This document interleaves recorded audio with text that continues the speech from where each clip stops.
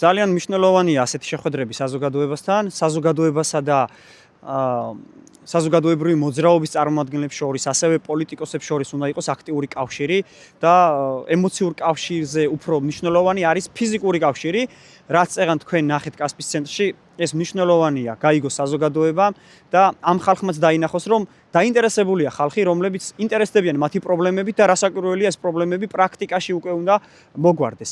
კასპში უამრავი პრობლემაა, ამაზე თვითონ ხალხიც საუბრობს, ღიად არ მალავენ, რაც იშვიათი შემთხვევაა საქართველოში აი ამ დიქტატორულ მდგომარეობაში და ჩემის მხრივ მეც ვიტყვი, წლებია უკვე აქტივიზმში ვარ ჩართული და ჩემი აქტივიზმი დაიწყო კასპში ეკოლოგიის მდგომარეობასთან დაკავშირებით, სადაც ცემენტის ქარხანა, რომელიც ბიძინა ივანიშვილის და ტევ იმედის მფლობელის ირაკლი რუხაძის მფლობელობაშია, ისინი ანადგურებენ კასპელების არათუ ჯანმრთელობას, არამედ სიცოცხლეს. ამას გარდა 21 საუკუნეში წყლის ქვეყანაში მართლაც სირცხვილია, რომ წყალი არის გრაფიკით და მეხუთე უფრო მეტ სართულზე ზემოთ უკვე საერთოდ აღარ არის და ვედრებით ეზიდებიან პირველი სართულიდან. ასევე არის დასაქმების პრობლემა. ეხლა ჩვენ ვდგავართ კასპის ცენტრში, საკრებულოს მიმდებარე ტერიტორიაზე და კასპელებმა იციან, რომ აგერ 50 მეტრში არის რკინიგზის სადგური, სადაც ყოველ დილით ბორჯომის მატარებელს მიყვება ასობით ადამიანი, რომლებიც თბილისში სარჩოს საბადებლისთვის მიდიან და მოდიან. აი ასეთი რუტინა აქვთ ამ ადამიანებს.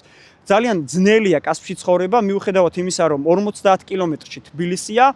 თუმცა ერთის მხრივ კასპს გაუმართლა ამ მდგომარეობით, რომ თბილისი ახლოს არის და ეკონომიკურად დაკავშირებული ვართ თბილისთან და გორთან, კასპში დასაქმების საშუალება ერთადერთი თუ ხარ ქართული ოცნების მხარდამჭერი არის ეს საკრებულო, სადაც გაბერილი შტატებია და თავიანთი მხარდამჭერები არიან იქ დასაქმებულები, რომლებიც არაფერს არ აკეთებენ. მთლიანად ფული მიედინება, როგორც წეგან თქვენ აღნიშნეთ, ელიტის ჯიბეში.